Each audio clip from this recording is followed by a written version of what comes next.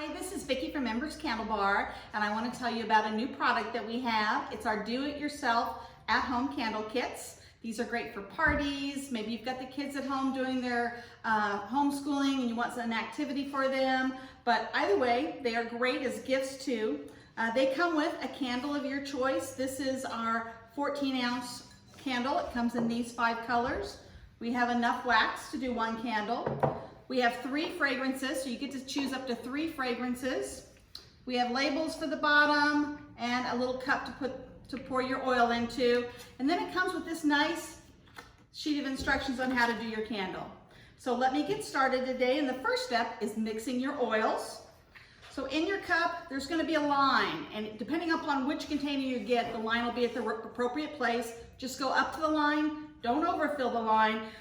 More oil is not necessarily better. It hurts the performance of your candle. Then choosing your fragrances, and I'm doing white birch, cranberry, and sparkling snow. You just fill it up to that line.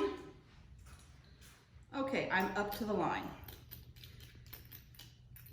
Now I'm going to set that aside. Now we're going to melt our wax. You'll do that in the microwave.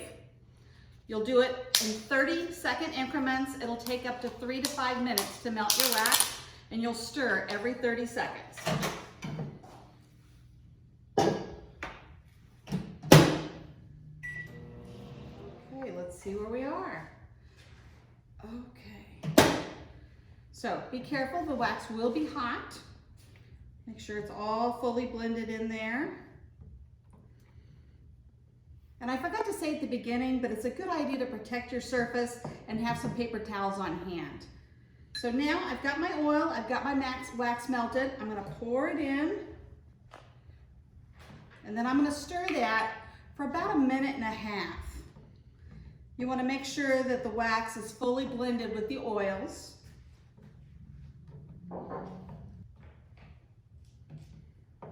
Okay, now that I've got that blended, smells great. Now, just carefully, and remember, this is hot wax, pour it into your container.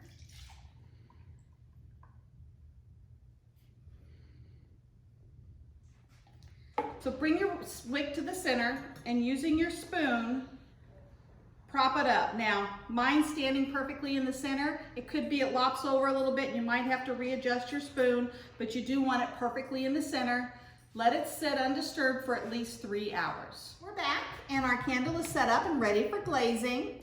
Now, I'm going to be using our heat gun here in the shop, but at home you can use your hair dryer. Just put it on high heat setting, high heat, low setting. Now, when I do this glazing, I'm going to be turning the candle jar as I glaze. You can also just turn your gun around here. What you don't want to do is let it set in any one spot. You want to just move it around. Here we go. As I'm doing this, I'm melting any bubbles that are there, filling any holes that might be on the top, and leveling out that surface. You do want to avoid hitting your wick. So hit to the middle or the edge of the glass around, and it'll create a pool of wax on top. It might take you a little bit if your heat gun isn't if your hair dryer isn't as hot as my heat gun, but it'll work just fine. And then just let it set for 2 to 3 minutes. Okay, now we're ready to trim our wick. It's still a little soft on top, and you want that. What I'm going to do is I'm going to use scissors, and I'm just going to cut it to about 1/4 inch from the surface. There you go.